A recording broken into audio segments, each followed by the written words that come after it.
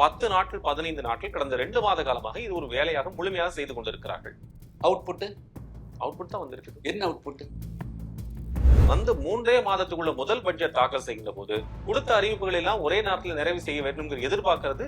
Promise பண்ணது நீங்கல்ல, நாங்களா promise பண்ணோம். எங்களுக்கு டாஸ்மார்க் மூடு தான் சொல்லுவாங்க. இந்த ஆட்சியாளர் அதான சொல்றாங்க, வேற ஏதாவது சொல்றாங்க. எப்போ மூடுறாங்க இந்த ஆட்சியாளர்கள்? வேற ஏதாவது எப்போ மூட போறாங்க? படிப்படியாக மூடுவாங்க. படி என்ன? எப்ப படி? சட்டமன்ற உறுப்பினர்கள் ஒரு முறை கூட ஒரு கவுன்சிலர் கூட வெற்றி அடையாதவர். அவங்களுக்கு இந்த அரசு நிர்வாகம்னா என்ன தெரியாது, வாட் இஸ் பட்ஜெட்னா தெரியாது. அமைச்சரவையில் இருக்கக்கூடியவர்கள் இது டோட்டலா ஜீரோவா இருக்கு. இதே அந்த வன்னியர் சொல்றாருங்களே, பேசினார்ல, எங்க தலித்துக்கு உண்டான பட்ஜெட் எங்க? இந்த பிரச்சனை இன்னைக்குதான் தலைக்கு. இதுக்கு முன்னாடி பாஜக ஆட்சியில் இருந்தப்போ நீங்கள் இந்திய கூட்டணி அங்கம் வகித்தப்போ அதே பாஜக கூட்டணி இருந்தப்போ இதே போராட்டம் நடந்திருக்குது. அப்பயும் அவங்க வந்து நிதி ஒதுக்கலைங்களா? இல்ல, அங்க யாரு பிஜேபியில் இருந்தாங்க, அல்லது மத்தியில யார் இருந்தாங்க, இங்க இருந்தாங்க, இதெல்லாம் இல்லை. அதுக்கு பிறகு இதெல்லாம் மீறி ஒரு கட்டத்துல தமிழ்நாடு மக்கள் கிடந்திருந்து போராடுற பிறகுதான் வந்து அதுக்கு ஒரு மொழி வந்தது. நாம தமிழ்நாட்டுல பேசாம இருக்க முடியாது. என்ன பண்ணிக்கிறீங்க? இது வந்து 2 மாசம் தான் சார். இல்ல 2 மாசம் 2 நாளோ ஆட்சிக்கு வந்தாச்சலங்க. ஆமாங்க, 2 மாசம் தானே சார். இல்ல 2 ஏன் மாசத்தை சொல்றீங்க? நீங்களா போய் வாதாடுறீங்க? நீங்க உங்களுடைய ஏன் லாயர்ஸ் என்கேஜ் பண்ணி நீங்க சுப்ரீம் கோர்ட்ல வாதாடல? அப்ப நீங்க வந்து உங்க சுணக்கம் காட்டுறீங்க, இதுல மெத்தன போக்கு காட்டுறீங்க, நீங்க செயல்படாம இருக்கிறீங்க. நீங்க வந்து காவிரி பிரச்சனைக்காக ஒரு சின்ன ஒரு துரும்பு கூட எடுத்து போடாம வந்து நீங்க கதை பேசுறீங்க. எந்த சமையலும் ருசி தேடும் ரகசியம் 20 ரூபாய். வணக்கம் நேயர்களே, இன்றைய நமது சிறப்பு நேர்காணலில் புதிய தமிழகம் கட்சியினுடைய நிறுவன தலைவர் டாக்டர் கிருஷ்ணசாமி அவர்கள் வெளியிருக்கிறார். பேசும். வணக்கம். உங்களோட செய்தியாளர் சந்திப்புல பட்ஜெட்ல இவங்க முழு கவனம் செலுத்தல அப்படின்னு ஒரு குற்றச்சாட்டை வச்சிருந்தீங்க. என்ன காரணம்? என்ன அவுட்புட்? என்ன ஒரு மாணவன் வந்து நம்ம எல்லாருமே நினைப்போம் 100க்கு 100 வாங்கணும் நினைப்போம். குறைஞ்ச 90ஆவது வாங்கணும், 80 வாங்கணும், 70 வாங்கணும், அல்லது 50 வாங்கணும். 20ஓ 30ஓ வாங்கினா என்ன பார்ப்போம்? அப்போ நீங்க வந்து தேர்வுக்காக உங்களை ஆயத்தப்படுத்தலைன்னு தானே பார்ப்போம். அதே ஒரு விளையாட்டு வீரர், ஒரு டீம் போகிறோம், அது ஒரு விளையாட்டு வீரர் போகிறாரு, அவங்க எல்லை அந்த அந்த நோக்கத்தை நிறைவேற்றலைங்கிற போது அதுக்காக ஆயத்த மாதிரி தான் சொல்லுவோம். அது மாதிரி வந்து இந்த பட்ஜெட்டு நீங்கள் வந்து நூற்றுக்கணக்கான வாக்குறுதிகளை உத்தரவாதம் கொடுத்தீங்க. எத்தனையெல்லாம் கொடுத்தீங்க ஆச்சுங்களா? கன்னியாகுமரியிலேருந்து சென்னை வரையிலும் மகளிருக்கு வந்து இலவசமாக பயணம் சொன்னீங்க, பஸ் பேருந்து பயணம் சொன்னீங்க, மாதம் 2500 ரூபாய் சொன்னீங்க. ஒவ்வொன்றா பேசுவோம். நீங்கள் முதல்ல சொன்னீங்க முழுமையாக கவனம் செலுத்தலை. இப்போ நீங்கள் சொன்னீங்க 20 மார்க் 30 மார்க்கு தான் எலிஜிபிளாக இருக்குது அப்படின்னு. உட்காந்து முழுமையாக அவங்க கவனிச்சு வேலை செஞ்சிருந்தாங்கன்னா, ராப்பகலா வேலை செஞ்சிருந்தாங்க அப்படின்னா, திரு கிருஷ்ணசாமி அவர்கள் சொன்ன வார்த்தை, ராப்பகலா வேலை செஞ்சிருந்தாங்க அப்படின்னா இது ஒரு நல்ல மேன்மையான பட்ஜெட்டாக வந்திருக்கும் அப்படின்னு சொல்லியிருந்தீங்க. முதலமைச்சர் உட்பட அமைச்சர் பெருமக்கள் உட்பட திரு வன்னியரசு கூட தன்னுடைய பதிவுல போட்டிருந்தார், எல்லாரும் அந்தந்த துறை வாரியாக உட்கார்ந்து போது 10 நாட்கள் 15 நாட்கள் கடந்த 2 மாத காலமாக இது ஒரு வேலையாக முழுமையாக செய்து கொண்டிருக்கிறார்கள். அவுட்புட் தான் வந்திருக்கு. என்ன அவுட்புட்? என்ன இருக்குது? இளைஞர்கள் நீங்க வந்து கொடுத்த வாக்குறுதிகளை, கொடுத்த உத்தரவாதத்தை நிறைவேற்றுவதற்கு அதுல ஒண்ணுமே இல்லை. ரெவென்யூ டெபிசிட் 55,000 கோடிக்கு மேல இருக்கிறது. வரி பற்றாக்குறை, இந்த வருவாய் பற்றாக்குறை 55,000 கோடிக்கு மேல இருக்கிறது. ஏற்கனவே இருக்கக்கூடிய கடன் சுமைக்கு மேல இது இருக்கின்ற போது வந்திருக்கக்கூடிய ஆட்சியாளர்கள் வந்து 3 மாதத்துக்குள்ள முதல் பட்ஜெட் தாக்கல் செய்கின்ற போது கொடுத்த அறிவிப்புகள் எல்லாம் ஒரே நேரத்தில் நிறைவு செய்ய வேண்டும் எதிர்பார்க்கிறது. நீங்கள் ஒரு பெரிய நீண்ட காலம் பிராமிஸ் பண்ணது நீங்கல்ல, நாங்களா ப்ராமிஸ் பண்ணோம். அது எப்படி சார் ஒரே? அதை தெரியாம நீங்க எப்படி பண்ண முடியும்? நீங்க அரசியல் கட்சியில எடுத்ததுக்கு லாய்க்கு இல்லையா? நீங்க ஒரே நாள் எப்படி பண்ண? ஒரே நாள் நீங்க பண்ணணும், அதானே பண்ண முடியும். நீங்க வந்து என்ன சொன்னீங்க? நாங்க வந்து 5வது கடைசி நாள் போறோம்னு, நான் ஆட்சியை விட்டு வெளியே போறேன் நீங்க நடத்த சொல்லி ஓட்டு கேட்டீங்களா? நான் ஆட்சிக்கு வந்த உடனே இதெல்லாம் செய்யறதுதான் சொன்னீங்க. எங்க மதுவிலக்கு வந்து தமிழ்நாட்டில் வந்து நான் சொல்றேன், தமிழ்நாட்டில் நான் ஆட்சிக்கு வந்த உடனே பூரண மதுவிலக்கு அமல்படுத்தணும்னு சொல்லிக்கிறீங்க. உங்களுடைய தாவக தொண்டர்கள் ஊர் ஊரா போய் பிரச்சாரம் பண்ணீங்க. ஐயா எங்க அண்ணன் விஜய் வந்தோடனே எல்லா இடத்துல இருக்கிற டாஸ்மார்க் கடை 3 சொன்னீங்க, 3ங்களா? அதுக்கு மாறா 717 கடை 3 சொல்லிட்டு இன்னைக்கு என்னாச்சு? முதல்ல கடந்த ஆண்டு 50,000 கோடி ரூபா தான் டாஸ்மார்க் மூலம் வருமானம்.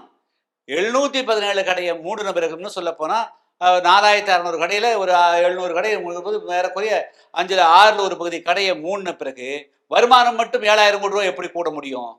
அப்போ நீங்க ஒரு பக்கம் வந்து என்ன செய்யறீங்க? ஒரு பெரிய வீராப்பு மாதிரி வந்து பேசி புரட்சிகரமாக அறிவிக்கிறீங்க.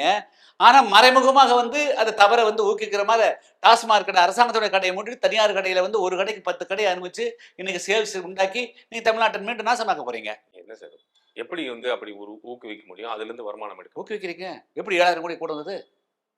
இருக்கக்கூடிய கடைகள் தானே வருது. இல்லை 7,000 கடை கூட வந்து எப்படி வழி சொல்லுங்க, எப்படி 7,000 கோடி ரூபா கூட வந்தது? தமிழ் உங்களுக்கு நல்லா தெரியும். நீங்க இந்த அரசியல் களத்தை நீண்ட காலமா பார்த்து கொண்டு வர தமிழகத்தினுடைய பெருவாரியான வருமானம் டாஸ்மாக்ல இருந்து வருது. ஒரு வருடத்திற்கு 46,000-50,000 கோடி ரூபாய் இதுல இருந்து வருகிறது என்றால் உடனடியாக அதன் மீது எப்படி நடவடிக்கை எடுக்க முடியும்? சொன்ன வாக்குறுதி படிப்படியாக நிறைவேறும். அதாவது முதற்கட்டமாக 717 கடைகளை மூடியிருக்கிறார்கள்.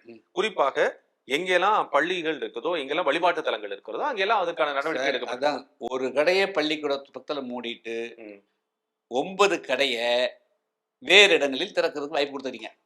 பஸ் ஸ்டாண்டு பக்கத்தில் இருக்கிற அரசாங்கத்தினுடைய டாஸ்மார்க்கை மூடிட்டு FL2 பார் மணமகிழ் மன்றத்தை 10 கடைக்கு அனுமதி கொடுத்துக்கிறீங்க. இது என்ன விதத்தில் நியாயமானது? இதுவா உங்களுடைய அரசியல்? இதான் உங்களுடைய வாக்குறுதி?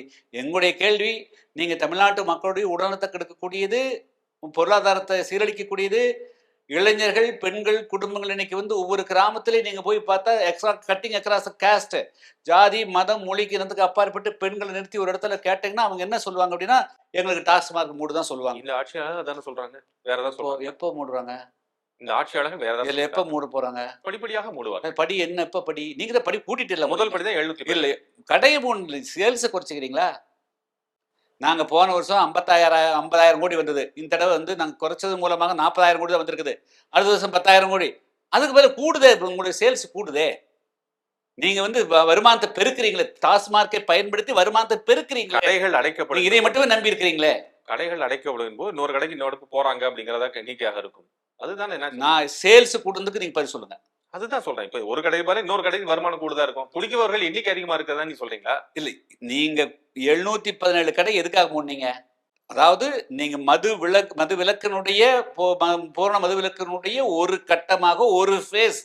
நாங்க வந்து 4,600 கடை இருக்குது. அதில் 717 கடையை முதல்ல வந்து பள்ளிக்கூடங்கள், கோயில்கள், அதே போல பேருந்து நிலையங்கள் கடையை மூடி நாங்க வந்து அடுத்த கட்ட பூரண மது விலக்குன்னு சொல்றீங்களே. நீங்க 712 கடையை மூடுந்து உண்மையாக இருக்கும் பட்சத்தில் நீங்கள் அதே சமயத்துல FL2 பார்க்கு நீங்க கூடுதலாக அனுமதி கொடுத்துடக்கூடாது. ஆச்சுங்களா? நீங்க அதையே அதிகரிச்சு விட்டு போட்டு நீங்க இந்த பக்கம் சொன்னா அது ரெட்ட வேஷம். இது ஒவ்வொரு பட்ஜெட்டின் கூடிய ஒவ்வொரு அம்சமும் வந்து சிறப்பாக செய்து கொண்டு வருகிறோம் என்று தாவேக்கா வந்து சொல்கிறார்கள். நீங்க என்ன சொல்றீங்க? ஒரு கவுன்சிலராக கூட நின்று முடியாத அளவுக்கு இருக்கக்கூடியவர்கள் தான் இங்க பட்ஜெட் ப்ரிப்பரேஷன் இருக்கிறாங்க. அதனாலதான் அவங்க அரசு நிர்வாகத்திறமை இல்லாம. நான் என்ன சொன்ன வந்தேன், பொதுவாக வந்து ஒரு அரசாங்கம்ங்கிறது சாதாரணமானது கிடையாது. 8 கோடி, அதாவது இந்தியாவில் இருக்கக்கூடிய யூபி தமிழ்நாட்டை விட 4 மடங்கு பெருசு தான், சந்தேகம் இல்லை. பட் அரசுன்னு வருது, அரசு இயந்திரம்னு வரும்போது இந்தியாவில் ஒரு அரசு இயந்திரம் ஸ்ட்ராங் அப்படின்னு சொன்னால் அது தமிழ்நாடுங்க. இந்த இயந்திரத்தை இயக்குவதற்கு எல்லா விதமான பயிற்சியும் வேணும், எல்லா விதமான கமிட்மெண்ட்டும் வேணும். இது கீழிருந்து மேலே வரலும் புரிஞ்சுக்கணுங்க. இங்கே இருக்கக்கூடியவர்கள் சட்டமன்ற உறுப்பினர்கள் ஒரு முறை கூட ஒரு கவுன்சிலராக கூட வெற்றி அடையாதவர். அவங்களுக்கு இந்த அரசு நிர்வாகம்னா என்ன தெரியாது, வாட் இஸ் பட்ஜெட்னா தெரியாது. அரசு அதே ஒரு சட்டமன்றத்துக்குள்ளே போய் அவங்களுக்கு பழக்கம் இல்லை, நாடாளுமன்றத்துக்குள்ள பழக்கம் இல்லை, ஒரு அமைச்சருக்கும் பழக்கம் இல்லை. ஒரே ஒருத்தரை தவிர இந்த நாட்டினுடைய நிர்வாகம் செய்வதற்கு, அது அரசனுடைய பட்ஜெட் என்ன என்று தெரிந்து கொள்வதற்கோ, அரசு வருவாய் எங்கிருந்து வருது, செலவு எப்படி செய்வது, ஒவ்வொரு பைசாவுக்கும் நாம் எப்படி கணக்கு கொள்வது, அதை எப்படி அரசு வருவாயை பெருக்குவது, செலவை எப்படி குறைப்பது, எந்த திட்டத்தில் கூடுதலாக கவனம் செலுத்தால் இளைஞர்களுக்கு வேலை வாய்ப்பு கிடைக்கும் அப்படிங்கிறத பற்றி புரிதலே ஜீரோங்க. அப்படி இருந்தால் வந்து நீங்கள் கமிட் பண்ணிக்கிறீங்க 5 லட்சம் இளைஞர்களுக்கு வேலை வாய்ப்பு சொல்லிக்கிறீங்களே, வேலை வாய்ப்பு உருவாக்குறதுக்கு உங்களுடைய திட்டத்தை ஏதாவது ஒன்று சொல்லுங்க. நான் என்ன கேட்குறேன், 30 ஆண்டுகளுக்கு முன்னதாக திரு கிருஷ்ணசாமி அவர்கள் இதே போன்ற ஒரு பூஜ்ஜியத்திலிருந்து ஸ்டார்ட் பண்ணி இன்னைக்கு எவ்வளவு பெரிய இடத்துக்கு வந்து நிற்கிறாருன்னா, அந்த இடத்துல ஸ்டார்ட் பண்ணும்போது உங்களுக்கு என்ன தெரிந்திருக்கும் என்ற கேள்வியை தாவேக்காவினர் வைப்பார்கள், வைக்க மாட்டார்கள்? இல்லை, அதாவது அத்தனை பேருமே இன்எக்ஸ்பீரியன்ஸ். நான் சொல்றது ஒரு கவர்மெண்ட்டை, ஒரு தனிநபர் கூட போகக்கூடாது. ஒரு மிஷினரி அமைச்சரவையில் இருக்கக்கூடியவர்கள் இது டோட்டலாக ஜீரோவாக இருக்கு. அவர்களுக்கு எந்த விதமான எக்ஸ்போசர் ஆச்சுங்களா, எந்த விதமான எக்ஸ்போசரும் கிடையாது. புதிதாக வந்திருக்க கற்றுக்கொள்வார்கள் சார். இது கத்துக்கிறதுக்கு உண்டான இடம் இல்லைங்க, கத்துக்கிறதுக்கு உண்டான நிர்வாகங்க. சார் நான் கேட்கிறேன், அரசு இயந்திரம் பழமையான தானே, இங்க இருக்கக்கூடிய அதிகாரிகள் இயக்கிறது யாருங்க? மிஷின் வந்து கார் புதுசா வரலாங்க, இயக்கிற டிரைவர் அவர் புதுசா தான் சார் இருக்கிறாரு. அவரை புதுசா கொண்டு இடிக்கலாமா? புது டிரைவரு சாவி கொடுத்துட்டீங்க, வண்டி நான் வந்து புதுசா வந்துக்கிறேன் அப்படி பழகினார்னு ஒத்துவீங்களா? நீங்க ஒத்துவீங்களா? ஒரு கார் 1 கோடி ரூபாய் கார் வாங்கிட்டீங்க. அதுக்கு தான் சார் இல்ல ஒரு பழக்குனர் இல்ல ஒருத்தர் ஒரு ஏற்கனவே 1 கோடி ரூபாய் ஒரு கார் நிறுத்திட்டீங்க. சாவி கொடுத்துருங்க. ஸ்டார்ட் பண்ண சார் இன்னைக்கு தான் சார் நான் புதுசா வந்துக்கிறேன், நான் பழகிறேன் சார்னா என்ன பண்ணுவீங்க? அப்படிதான் இருக்கு. அப்படிதான் சார் இருக்கு. அதுக்கு தான் சார் அதிகாரிகள் அதுதான் இருக்காங்க. இப்ப இன்னைக்கு இருக்கிற அரசாங்கம். இன்னைக்கு இருக்கிற அரசாங்கம் தமிழ்நாட்டுல மிகப்பெரிய காவல்துறை, மிகப்பெரிய வருவாய்த்துறை, மிகப்பெரிய மெடிக்கல் டிபார்ட்மெண்ட், மிகப்பெரிய அக்ரிகல்ச்சர் டிபார்ட்மெண்ட், 66 துறைகள், மிகவும் வலுவான துறை, மிகப்பெரிய அளவுக்கு இருந்து. இது காரணம்னா ஆங்கிலேயர் காலத்துல இது ஒரு தலைநகராக இருந்ததுங்க சென்னை மாகாணம். அந்த காலத்திலிருந்து கட்டியமைக்கப்பட்ட வந்த அரசு நிர்வாகம் இது வந்து மிகப்பெரிய வலுவாகும். அது மேல உட்கார்ந்து இருக்கிறவங்களுக்கு டோட்டலா இன்எக்ஸ்பீரியன்ஸ். அவங்க கத்துக்கிறதுக்கு முயற்சி செய்ய மாட்டேங்கிறான் சொல்றேன். நீ வந்து உட்கார்ந்து சொல்ல பை திஸ் டைம் நீங்க இந்த நேரத்துல 30 நாள்ல நீங்க ரீல்ஸ் போடுறதை விட்டுட்டு போய் வந்து ரோட்ல வேடிக்கை காட்டுறதை விட்டு போட்டு அதையெல்லாம் விட்டு போட்டு நீங்க உட்கார்ந்து அரசு நிர்வாகம்னா என்ன அப்படிங்கிறதுக்கு உண்டான எந்த விஷயம் இல்லை. இதே அந்த வன்னியர் சொல்றாருங்களே, பேசினார்ல, எங்க தலித்துக்கு உண்டான பட்ஜெட் எங்க, ஸ்பெஷல் காம்பனன்ட் பிளான் எங்க, சிறப்பு உள் கொடுத்துட்டு இந்த பட்ஜெட்ல ரிப்ளைட் ஆச்சா இல்லையே? வெறும் 9,000 கோடி ஒதுக்கிக்கிறாங்க. இதே வந்து தமிழ்நாட்டில் 20% மக்களுக்கான பட்ஜெட். இல்ல அவர் சொல்றேன் திஸ் ஷோஸ் ஹிஸ் வேக்யூம். இதே சொல்றது அவருடைய எம்டினஸ். கடந்த முறை இல்ல சொல்லி முடிச்சார். அதே வன்னி அரசு நீங்க என்ன பேசுறீங்க, எங்களை கூப்பிட்டு பேசணும், முன்கூட்டியே ஒரு டிஸ்கஷன் பண்ணணும் சொல்றீங்க. டிஸ்கஸ் பண்ணாங்களா? தமிழ்நாட்டில் 20% மக்கள் இன்னும் வறுமை கோட்டுகளை வாழ்ந்து கொண்டிருக்கிறார்கள்.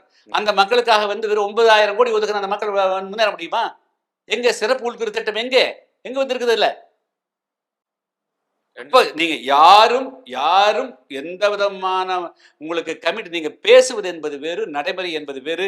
இந்த அரசு நான் சொல்ல வருதுன்னா இந்த 30 நாளுக்குள்ளையாவது எல்லாரும் அவர் ஒரு துறையில கொஞ்சம் பயிற்சி பெற்றுக்கணும். அதை விட்டு போட்டு விளம்பர மோகத்தில் தான் எல்லோரும் இந்த நிமிடங்கள் இருக்கிறார்களே தவிர ஆட்சி நிர்வாகத்தை சரியாக நடத்துவதற்கு உண்டான சிந்தனை அவங்க மனசுக்குள்ள ஓடல.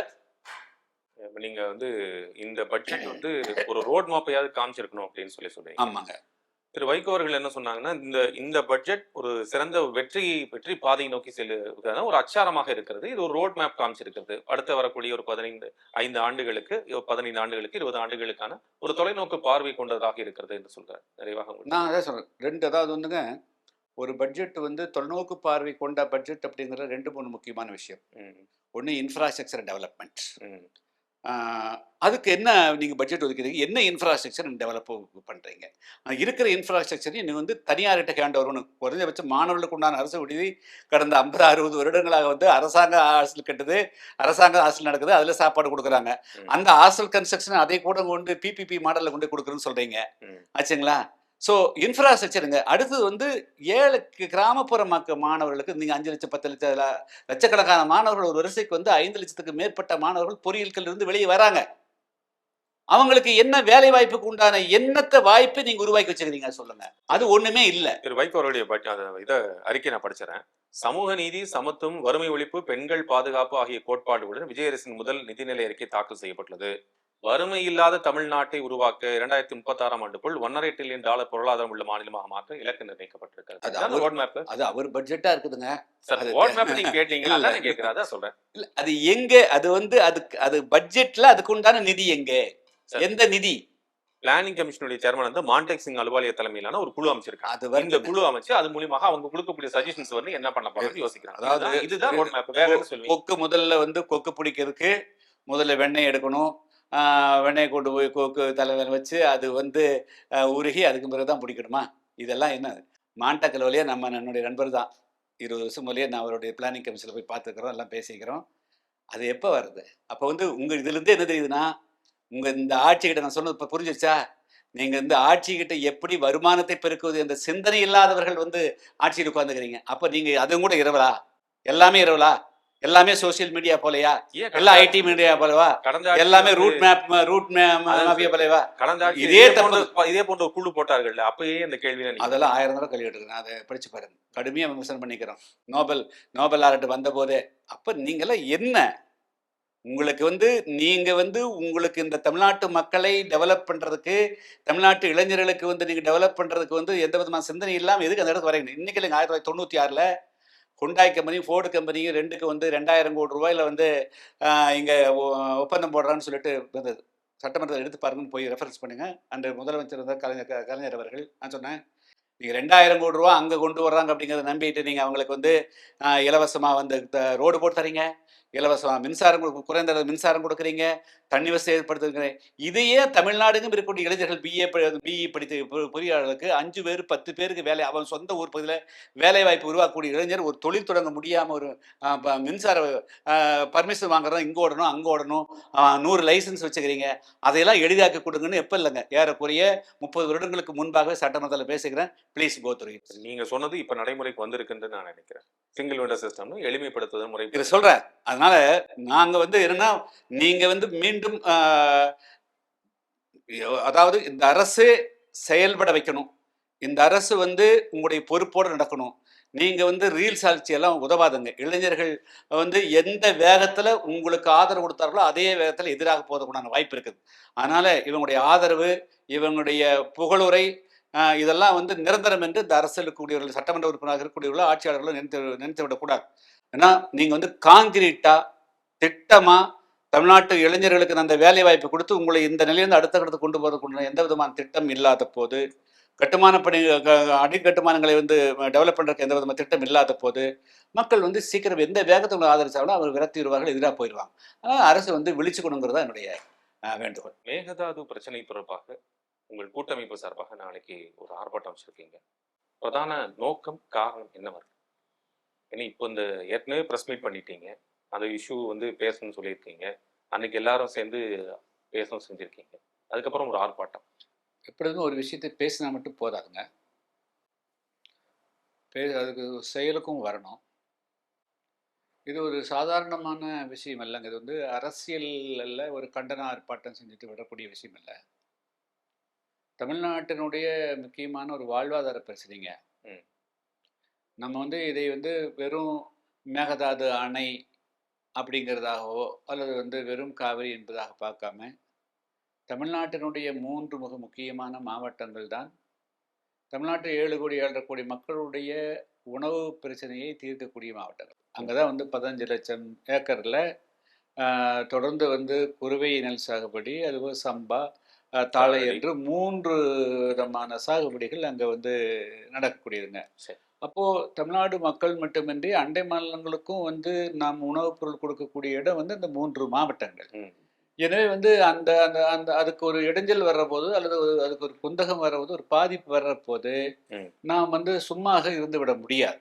இதில் என்ன பிரச்சனைனா, முக்கியமாக மேகதாது அணையை எப்படி பார்க்கணும்? ஏற்கனவே கர்நாடகம் தமிழ்நாட்டினுடைய ஒப்புதல் இல்லாமல் நம்ம வந்து லோயர் பெரியன் ஸ்டேட்டு அப்படிங்கிற அந்த உணர்வே இல்லாமல் நம்மளுக்கு ஈக்குவல் ரைட்ஸ் இருக்குது அப்படிங்கிறது, இன்னும் சொல்ல போனால் மோர் ரைட்ஸ் தேன் இந்த கர்நாடகா. எப்பவுமே வந்து கீழ்ப்பாசன இருக்கக்கூடியவங்க தான் கடைமடை பாசன இவங்களுக்கு தான் வந்து அதிகமான வந்து ரைட்ஸே இருக்குதுங்க. ஸோ அதையெல்லாம் விட்டுட்டு அவங்க வந்து ஹேரிங், ஹேமாவதி அணை கட்டினாங்க, கிருஷ்ணராக கட்டினாங்க, அதே வர கபினி கட்டினாங்க. இப்போ கூடுதலாக வந்து கொண்டு போய் பெங்களூருக்கு பக்கத்தில் குடிநீர் என்ற பெயர்லையும் மின்சாரம் தயாரிக்கிறோம் என்ற பெயர்லையும் ஏறக்குறைய 20-30 டிஎம்சி தண்ணி தேக்கக்கூடிய அளவுக்கு வந்து ஒரு அணையை கட்டினால் இப்பொழுது நமக்கு வந்து வரக்கூடிய உபரி நீரையும் அவங்க அங்கே பிடிச்சி வச்சுக்குவாங்க. சரி, இது வந்து இப்போ இந்த பிரச்சனை இருக்கு. நான் என்ன கேட்குறேன்னா, இந்த பிரச்சனை இன்னைக்கு தான் தலைக்கு வந்துச்சா? இல்லை, எப்போ பிரச்சனை வருதுன்னா, கர்நாடகம் பிரச்சனையுடைய இன்றைய சீஃப் மினிஸ்டர் துணை சிவகுமார் அவருடைய முதலமைச்சர் துணை முதலமைச்சர் ஆகிற போதே வந்து என்னுடைய வாழ்நாள் லட்சியம் மேகதாது அணைன்னு அண்மை காலமாக தான் சொல்ல ஆரம்பிக்கிறார். அப்போது அதுபோக வந்து இப்போ வந்து கர்நாடகத்தினுடைய சார்பாக மேகதாது அணை கட்டுவதற்கு உண்டான விண்ணப்பத்தை மத்திய அரசுகிட்ட சமர்ப்பிக்கிறாங்க. சுற்றுப்புற சூழல் அதே போல் பண்ணுறாங்க. அப்போ அவங்க மேகதாது அணையை கட்டுவதற்கு உண்டான செயலை வந்து தீவிரப்படுத்தப்படுகின்ற பொழுது இப்போ நாம் வந்து செயல்பட வேண்டிய நேரம் வந்துச்சு, அதை தடுத்தே தீரணும். இதுக்கு முன்னாடியும் வந்து இதே மாண்டியால, இதே மைசூர்ல, கர்நாடகத்தினுடைய பல பகுதிகளிலும் மிக தீவிரமான போராட்டம் ஆர்ப்பாட்டம் நடந்திருக்கு. திரு கிருஷ்ணசாமி அவர்களுக்கு நன்றாகவே தெரியும். இதே போராட்டம் நடந்திருக்கு. அப்பயும் இதுக்கு முன்னாடி பாஜக ஆட்சியில் இருந்தப்போ நீங்கள் இந்திய கூட்டணி அங்க வைத்தப்போ அதே பாஜக கூட்டணி இருந்தப்போ இதே போராட்டம் நடந்திருக்குது. அப்பயும் அவங்க வந்து நிதி ஒதுக்கலைங்களா?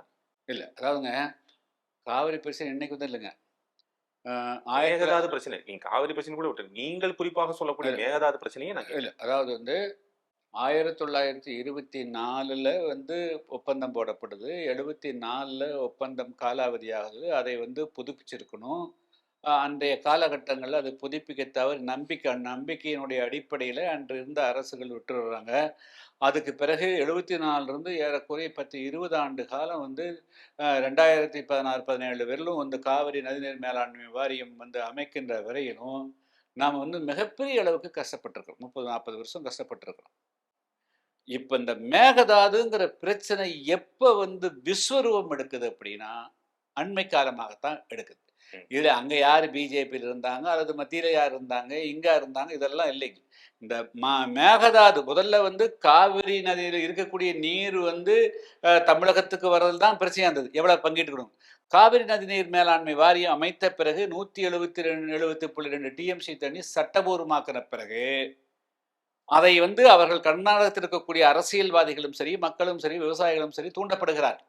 எப்படிங்க? அதை ஒத்துக்கிறதுக்கு அவங்க மனசுக்கு தயாரில்ல. ம். அந்த 177.ங்கிறது லீகல் ஆகி போச்சு. ம். அதை ஏத்துக்கிறதுக்கு அவங்களுக்கு தயக்கம். அதனால என்ன செய்யறாங்கன்னா, மீண்டும் எந்த வழியில வந்து மீண்டும் வந்து தமிழ்நாட்டுக்கு போகக்கூடிய நீரை வந்து நம்ம தடுக்கலாம் அப்படிங்கிறது அவங்களுடைய நோக்கம். ஏற்கனவே 4 டேம் பெரிய டேம் இருக்குது. இப்போ இன்னொரு டேமும் கட்டுற போது வந்து அதிகமான நீரை வந்து கர்நாடகத்துக்குள்ள வச்சுக்கலாங்கிறதுக்காக அவங்க அதுல முனைப்பு காட்டுவதில் அதை தீவிரப்படுத்துறாங்க. கடந்த காலங்களில் பேச்சளவில் இருந்ததை அதுக்கு பிறகு திட்ட மதிப்பீடு போடுவது, அது கூட கல்லு ஜல்லி கொண்டு போய் வைக்கிறது, அணை கட்டுவதற்கு உண்டான தீவிரமான முஸ்தீப்பை காட்டுகின்ற பொழுது நாம் தமிழ்நாட்டில் பேசாமல் இருக்க முடியாது. 91 காவிரி பிரச்சனை வந்தபோது அப்பொழுது வந்து மாண்டியா மாவட்டத்தில் தாக்கப்பட்டு கோயம்புத்தூர் மாவட்டத்தில் வந்து எத்தனை ஆயிரக்கணக்கான பேர் வந்தாங்க. அவங்களுக்கு சாப்பாடு கொடுத்தோம், தங்களுக்கு இடம் கொடுத்தோம், மருத்துவ நடத்தினோம். 91 அப்போ இது ஏறக்குறைய எத்தனை வருஷம்? 40 வருஷம் ஆகிப்போச்சுங்க. 26 அதில் 9 35 வருஷம் ஆகிப்போச்சு. 35 வருஷமா வந்து காவிரி பிரச்சனை இருந்துட்டு தான் இருக்குது. ஸோ அப்பொழுதே வந்து நம்ம வந்து அந்த பிரச்சனை தலையிட்டு இருக்கிறோம். ஆனால் இப்போ இருக்கக்கூடிய இஷ்யூ வர அன்னைக்கு வந்து காவிரி இருக்கக்கூடிய நீர் தமிழகத்துக்கு வரதான் தவிர இன்னைக்கு வந்து மீண்டும் கூடுதலாக ஒரு அணையை கட்டுறது. கடந்த காலங்களில் இந்த மாதிரி வந்து கர்நாடகம் ஒவ்வொரு அணையை கட்டுகின்ற பொழுது தமிழ்நாட்டிலிருந்து கடுமையான எதிர்ப்பு குரல் சென்றிருந்தால் தமிழ்நாட்டுக்கு இவ்வளவு பாதிப்பு வந்திருக்காது. உங்களுக்கு நல்லா தெரியும், ஐக்கிய ஜனதா தளம் ஆட்சி இருந்த போது, திரு தேவகவுடா அவர்கள் இருந்த போது, குமாரசாமி அவர்கள் வந்த போதும் சரி, அதற்கு பிறகு பாஜக ஆட்சி வந்த போதும் சரி, இதே காங்கிரஸ் ஆட்சியில் இருந்த போதும் சரி, தொடர்ச்சியாக அவர்கள் வந்து மேகதாதுல அணை கட்டுவோம், மேகதாதுல அணை கட்டுவோம் சொல்லிக்கொண்டே தான் இருக்கு. இன்னும் சொல்ல போனா நிதி ஒதுக்கீடே செய்யணும்னு சொல்லிட்டு ஒருமித்த குரல்ல சட்டமன்றம் எல்லாம் தீர்மானம் இயற்றி இருக்கிறாங்க. பாஜக ஆட்சியில் இருந்த போதையும் சரி, இப்போதும் அதைத்தான் செய்து கொண்டிருக்கிறார். இதுல வந்து இப்ப நாங்க போராட்டத்தை எதுக்கு துவக்கிக்கிறோம்னா, மேகதாதுக்கு ஒரு முடிவு கட்டணுங்க. இனிமேல் கர்நாடக அரசு மேகதாது என்ற வார்த்தை எடுக்கக்கூடாது. மத்திய அரசு தான் இதுக்கு வந்து கடைசியா அனுமதி கொடுக்கணுங்க. எப்படி? சுற்றுப்புற சூழல் துறை பர்மிஷன் கொடுக்கணும், நீர்ப்பாசனத்துறை கொடுக்கணும், காவிரி நதிநீர் மேலாண்மை வாரியம் கொடுக்கணும். இந்த மூன்றும் வந்து ஒரு நிரந்தரமாக மேகதாது அணை கட்டுவதற்கு ஒரு முற்றுப்புள்ளி வைக்கின்ற வரையிலும் எங்களுடைய போராட்டம் தொடரும். அதற்காகத்தான் ஆகஸ்ட் 1ஆம் தேதி நாங்கள் வந்து அனைத்து கட்சி கூட்டம் போட்டிருக்கிறோம். நாளைக்கு நடக்கக்கூடிய போராட்டமும் எங்களுடைய இந்த கூட்டமைப்பினுடைய நோக்கம், இனிமேல் கர்நாடக அரசு எந்த காரணத்தை கொண்டும் மேகதாது அணை கட்டுவதற்கு உண்டான எந்த முயற்சி எடுக்கக்கூடாது. அதுக்கு மத்திய அரசு ஒரு உத்தரவாதத்தை அளிக்கணும். என்னென்ன? நாங்க வந்து எந்த சூழ்நிலையிலும் மேகதாது அணை கட்டுவதற்கு அவர்கள் குடிநீருக்கு என்று வந்தாலும் சரி, மின்சாரத்துக்கு என்று வந்தாலும் சரி, எந்த சூழ்நிலையில் வந்தாலும் கூடுதலாக இன்னொரு அணை கட்டுவதற்கு அனுமதிக்க மாட்டோம் என்று உத்தரவாதத்தை நாடாளுமன்றத்தில் அளிக்கணும். அதை லீகலை சார். உச்ச நீதிமன்றத்திலிருந்து உத்தரவு வந்த பிறகே நீங்கள் குறிப்பிட்டது போல நமக்கு உண்டான 172 டிஎம்சி தண்ணீரையே திறக்க மாட்டேங்குது கர்நாடகா. நீங்கள் சொல்வது போல இந்த கூட்டமைப்பு ஏற்படுத்தி அதன் மூலியமாக இது ஒரு மேகதாது அணை கட்டக்கூடாது என்று ஒருவேளை மத்திய அரசோ அல்லது உச்ச நீதிமன்றம் சொன்னால் கர்நாடகம் கேட்கும் என்பதற்கான உத்தரவாதம். அங்கதான் முக்கியமான பாயிண்ட். அதாவது காவிரி பிரச்சனையில கர்நாடக மக்களும் கர்நாடக அரசியல் கட்சிகளும் ஒரே புள்ளியில் திரட்டப்பட்டிருக்கிறார். நீங்க அண்மையில பாத்தீங்கன்னா 2 நாளைக்கு முதலையும் கூட கர்நாடகத்தில் சிவகுமார் அவர்கள் எதிர்கட்சியினுடைய தலைவரை, முன்னாள் முதலமைச்சர் சீதாராமையா கூட்டு வச்சுக்கிறாரு, எதிர்கட்சியினுடைய தலைவர்களை கூட்டு உட்கார வச்சுக்கிறாங்க. அங்க வந்து காவிரி பிரச்சனைன்னு வர்ற போது எல்லா அரசியல் கட்சிகளும் ஒரே புள்ளிக்குள்ள வந்துடுறாங்க. தமிழ்நாட்டுல இங்க வந்து அரசியல் ரீதியாக பிளவுண்டு கிடக்குறாங்க. கடந்த காலங்களில் அப்படித்தான் இருந்துங்க. இருதுருவ அரசியல் இருந்தபோது சட்டமன்றத்துல சட்டமன்றத்தில் பண்ணுவாங்க. ஆனா மக்கள் மன்றத்தில் யுனைட் பண்ணப்படல. அதுக்கு பிறகு இது எல்லாம் மீறி ஒரு கட்டத்துல தமிழ்நாடு மக்கள் கிடந்திருந்து போராடின பிறகுதான் வந்து அதுக்கு ஒரு மொழி வந்தது. அதனால இந்த மேகதாது பிரச்சனையில தமிழக மக்களை ஒரு புள்ளியில் திரட்டுவது, கர்நாடகம் ஒரு அங்குலம் கூட மேகதாது அணைக்கு நகரவிடாமல் தடுக்கிறதுக்காக தமிழ்நாட்டு மக்களை திரட்டுறதுதான் எங்களுடைய மிக முக்கியமான அஜெண்டாங்க. இல்ல தாவேக அரசு அமைந்த பிறகு அதற்கான வந்து உறுதிப்பட நாங்கள் இருக்கிறோம். சட்டமன்றத்துல பட்ஜெட்ல பேசும்போது கூட அதை குறிப்பிட்டு சொல்லியிருக்காங்க. இதுல வந்து நிச்சயமாக தாவேக அரசு மத்திய அரசிடம் பேசியோ அல்லது சட்ட ரீதியான தீர்வு கண்டோ மேகதாதுவில் அணை கட்டுவதற்கு எல்லா விதமான முயற்சியும் செய்து தடுப்போம் அப்படின்னு என்ன பண்ணிக்கிறீங்க இது வரலும்? வந்து 2 மாசம் தான் சார். இல்ல 2 மாசம் 2 நாளோ ஆட்சிக்கு வந்தாச்சுலங்க. ஆமாங்க. ஆ. 2 மாசம் தானே சார். இல்ல 2 ஏன் மாசத்தை சொல்றீங்க? ஆச்சுங்களா? 2 you are taking assume office you are எலிஜிபிள்னு அர்த்தம். ஒரு ஆஃபீஸ்க்கு வந்து உட்கார்ந்தாச்சுன்னா நான் வந்து ப்ரொபேஷன் பீரியடுன்னு சொல்ல முடியாது. அப்போ ப்ரொபேஷன் தான் சொல்ல முடியாது, சொல்ல முடியாது. நீங்கள் முதலமைச்சராக உட்கார்ந்தாச்சுன்னா ஆட்சிக்கு வந்தாச்சுன்னா you are eligible, you are committed, you have to work. உச்ச நீதிமன்றத்தில் திரு நிர்மல்குமார் இல்லை, சொல்றாரு. என்னுடைய கேள்வி இந்த 3 மாதம் ஆச்சு. மே மாதம் 10ஆம் தேதியிலிருந்து 3 மாதம். 3 மாசமாக இந்த பிரச்சனையை தீர்ப்பதற்காக இந்த அரசு எடுத்த நடவடிக்கை என்ன? அவங்க வந்து காவிரி மேலாண்மை வாரியத்திலிருந்து 4.5 டிஎம்சி தண்ணி திறந்து விட சொன்னா அதை ஏற்று சுப்ரீம் கோர்ட் போறாங்க. நீங்க தண்ணி உங்களுக்கு வந்து குருவிக்கு தண்ணி திறந்து விடணும், நீங்க சுப்ரீம் கோர்ட் போயிருக்கணுமா இல்லையா? உங்களுக்கு வந்து 9.2 டிஎம்சி வந்து மே மாசத்துல திறந்து விடணும், ஜூன் மாசத்துல ஒரு 12 டிஎம்சி இருக்கணும், ஜூலைல 24, ஏறக்குறைய இதுவரையும் 40 டிஎம்சி தண்ணி வந்திருக்கணுமே. வரலன்னு நீங்க வந்து நீங்களா போய் வாதாடுறீங்க. நீங்க உங்களுடைய லாயர்ஸ் என்கேஜ் பண்ணி நீங்க சுப்ரீம் கோர்ட்ல வாதாடல. அப்ப நீங்க வந்து உங்க சுணக்கம் காட்டுறீங்க, இதுல மெத்தனை போக்கு காட்டுறீங்க, நீங்க செயல்படாம இருக்கிறீங்க. நீங்க காவிரி பிரச்சனை அக்கறை காட்டல. அப்போ நீங்க காவிரி பிரச்சனை அக்கறை காட்டாத போது செயல்படாத அரசு செயல்பட வேண்டிய வைக்க வேண்டிய பொறுப்பு எங்களுக்கு. அதுக்காக தான் இந்த கூட்டம் போடுறோம். நிச்சயமா திரு நிர்மல்குமார் என்ன சொல்கிறார்கள், நாங்க வந்து உச்ச நீதிமன்றத்தை நாடுவதற்கான வழிமுறைகளை பார்க்கின்றோம். அதற்கு முன்னாடியே பை ஆல் பாசிபிலிட்டி மீன்ஸ் நாம வந்து அதை செய்வதற்கான ஏற்பாடுகள் செய்கிறோம். ஒரு நட்பு முறையாக பேசுவதற்காக சொல்கிறோம். உடனே எல்லாரும் என்ன செய்யறாங்க, இங்க இருந்து வேண்டாம் வேண்டாம் வேண்டாம் அப்படிங்கிற ஒரு முடிவு போடுறாங்க. திரு சிவகுமார் என்ன சொல்கிறார், நீங்க வர வேண்டாம்னு சொல்றாரு. உடனே என்ன சொல்றாங்க, தமிழ்நாட்டையே அவமானப்படுத்திட்டாங்க அப்படின்னு ஒரு விமர்சனத்தை வைக்கிறார்கள். இது பேசி தீர்க்க முடியாது என்ற பிறகுதான் நாம் வந்து உச்ச நீதிமன்றம் அணுகணும். அதுக்கு பிறகுதான் காவிரி நதிநீர் மேலாண்மை வாரியம் அமைச்சாங்க. இப்பொழுது இருக்கக்கூடிய பிரச்சனை மேகதாது வேறு டிஃபரெண்ட் பிரச்சனைங்க. காவிரி நதியில் பங்கீட்டுக்கு தான் அதெல்லாம் முடிஞ்சது. இப்பொழுது வந்து புதிய ஒன்றை கொண்டு வர்றாங்க. மேகதாது அணைங்கிறது சட்டவிரோதமாக கட்ட வர்றாங்க. அதை தடுப்பதற்கு நீங்க உங்களுடைய சட்ட என்ன செஞ்சது? வேறொரு அரசியல் கட்சியின் சார்பாக உச்ச நீதிமன்றம் வழக்கு தொடுக்கிறாங்க. தமிழ்நாடு அரசாங்கம் ஏன் வந்து மே மாதம் உங்களுக்கு ஜூன் மாதம் 1ஆம் தேதி தண்ணி திறந்து விட்டு இருக்கணுமே? நீங்க எடுத்த நடவடிக்கை என்ன? ஏன் இங்க இருக்கிற தமிழ்நாடு அரசு சார்பாக இருக்கக்கூடிய வழக்கறிஞர்கள் ஏன் வழக்கு தொடுக்கல? ஏன் ஜூலை மாதம் ஜூன் மாதம் 15ஆம் தேதி இருந்துக்கலாம், 20ஆம் தேதி இருக்கலாம், ஜூலை மாதம் பண்ணிக்கலாம், ஆகஸ்ட் மாதம் பண்ணல, எதுவுமே பண்ணலையே. நீங்க வந்து காவிரி பிரச்சனைக்காக ஒரு சின்ன ஒரு துரும் கூட எடுத்து போடாம வந்து நீங்க கதை பேசுறீங்க. நீங்க தமிழ்நாடு மக்களை வந்து நீங்க வந்து எல்லாமே தான் எப்படி முடியும்? தமிழ்நாடு மக்கள் அனைவரும் ஒன்றிருக்கிறார்கள், ஒன்று சேர்ந்துக்கிறாங்க அப்படின்னுக்காக நாங்க என்ன சொன்னோம்? இதுல வந்து தமிழ்நாடு மக்களுடைய எல்லா அரசியல் கட்சிகளும் அரசியலுக்கு அப்பாற்பட்டு ஒன்றுபட்டு நிற்கிறார்கள் என்ற உணர்வை உண்டாக்குவதற்காகத்தான் தமிழ்நாடு சட்டமன்றத்தில் மட்டும் தீர்மானம் நிறைவேற்றினால் போதாது, சட்டமன்றத்துக்கு வெளியேயும் பல அரசியல் கட்சிகள் இருக்கிறார்கள், விவசாய சங்கங்கள் இருக்கிறார்கள். அனைவரும் அன்று கூட்டி நீங்க ஏகமான தீர்மானம் நிறைவேற்றி இந்த டெல்லி சென்று பாரத பிரதமர் சந்திச்சு எந்த காரணம் கொண்டும் மத்திய அரசு இதுக்கு வந்து காலையில் ஒன்றும் மத்திய ஒன்று சொல்லக்கூடாது. ஏன்னா ஏன் முக்கியமானு சொன்னா, நீங்க வந்து பாசனத்துறை அமைச்சர் ஒருத்தர் சொல்றார், ரேவண்ணா என்ன சொல்றாரு, மாநிலங்களுடைய வேற மாநிலத்தினுடைய தேவையில்லைன்னு சொல்றாரு. நீங்க என்ன பண்ணீங்க? அடுத்தது இன்னொரு நாள் எதுவும் சொல்றாரு, இல்ல இல்ல நதிநீர் மேலாண்மை வாரியத்தினுடைய ஒப்புதல் வேணும்னு சொல்றாங்க. அப்போ மத்திய அரசுக்குள்ளேயே இருக்கக்கூடிய துணை அமைச்சர்கள், இணை அமைச்சர்கள் மாறுபட்ட காலை ஒரு கருத்து, மாலை ஒரு கருத்து, நேற்று ஒரு கருத்து, இன்று ஒரு மாறி மாறி பேசுகிறார்கள். அப்போ வந்து அதில் ஒரு தீர்க்கமான முடிவு இல்லை. அப்ப நீங்க எடுத்த நடவடிக்கை என்ன? நீங்க எந்த நடவடிக்கை எடுக்காம போது இந்த அரசு தூங்கி கொண்டிருக்கின்ற பொழுது, இந்த அரசு படுத்து கிடக்கின்ற பொழுது இந்த அரசை தட்டி எழுப்ப வேண்டிய பொறுப்பு இந்த சமூகத்தில் யாருக்காவது இருக்கிறது. அந்த வேலையை தான் நாங்க வந்து இந்த அனைத்து அரசியல் கட்சியுடைய கூட்டமைப்பு சார்பாக செஞ்சுக்கிறோம். அதாவது ஆகஸ்ட் மாதம் 7ஆம் தேதி, அதாவது நாளை வெள்ளிக்கிழமை மதியம் 2 மணிக்கு சென்னை ராஜேந்திர ஸ்டேடியத்தில் நாங்கள் வந்து மிக பிரபலமான ஆர்ப்பாட்டம் வச்சுக்கிறோங்க. அந்த உங்களுடைய ஆர்ப்பாட்டத்தில் தாவேகம் பங்கேற்குதா? நாங்கள் வந்து இதை வந்து அரசியலாக பார்க்கலைங்க. ஆட்சி இருக்கிறார்கள், இருந்தாலும் கூட பங்கேற்ப நாங்கள் வந்து தமிழ்நாட்டில் இருக்கிற அனைத்து அரசியல் கட்சிகளுக்கும் சட்டமன்ற இருக்கிற அரசியல் கட்சிகள், நாடாளுமன்ற இருக்கிற அரசியல் கட்சிகள், அதே போல சட்டமன்றத்துக்குள் செல்ல முடியாத அரசியல் கட்சிகள், எல்லா அரசியல் ஏறக்குறைய 40க்கும் மேற்பட்ட அரசியல் கட்சிகளுக்கு அழைப்பு கொடுத்துருக்குறோம். அதே போல சமூக ஆர்வலர் கொடுத்துருக்குறோம். அதே போல விவசாய சங்கங்கள் கொடுத்துருக்குறோம். அந்த அடிப்படையில் தமிழ்நாடு முதலமைச்சர் விஜய் அவர்களுக்கு கூட சட்டமன்றத்திலேயே கொண்டு போய் நாங்கள் வந்து அவருடைய அலுவலகத்தில் அழைப்பு கொடுத்துருக்குறோம்.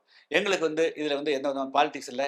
தமிழ்நாட்டில் இருக்கிற அனைத்து அரசியல் கட்சிகளும் தமிழ்நாட்டு மக்களும் கர்நாடகத்தில் கூடுதலாக ஒரு அணை மேகதாது அணை கட்டுவதற்கு எந்த விதத்திலும் அனுமதி விடக்கூடாது. மத்திய அரசு அனுமதி கூடாது. மத்திய அரசுக்கு அடுத்து கொடுக்கக்கூடிய வகையில் நாங்கெல்லாம் எப்படி கர்நாடகம் ஒன்றாக இருக்கிறதோ அதை விட நாங்கள் ஒன்றாக இருக்கிறோம்.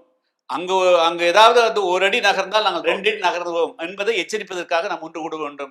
அந்த அடிப்படையில் நான் எல்லாருக்கும் தான் அழைப்பு கொடுத்தது. டாக்டர் கிருஷ்ணசாமி திமுகவுடைய பக்கம் எதுவும் போக இருக்கிறார்? ஏன் எதுக்கு இப்போ இந்த அவசியம் வந்தது? உள்ளாட்சி தேர்தலுக்கோ அல்லது இடைத்தேர்தலுக்கோ? நாங்கள் தேர்தல் புதிய தமிழகம் கட்சி தேர்தலை மட்டும் மனசில் செய்யக்கூடாது. மக்களுடைய இஷ்யூஸ், மக்களுடைய பிரச்சனை இன்னைக்கு வந்து தேர்தல் தலையானது. அது அடுத்த தேர்தல் எப்போ வருதோ அதை பற்றி அதுக்கு முன்னாடி செஞ்சு இடைத்தேர்தல் வர இருக்கிறது. வரட்டுன்னு பார்ப்போம். மிக்க நன்றி சார். நேரம் கொடுத்து உங்களுடைய கருத்தை எங்களுக்கு பகிர்ந்து கொண்டு மிக்க நன்றி. ஆச்சி மசாலா. எந்த சமையலும் ருசி தேடும் ரகசியம். 20 ரூபாய்.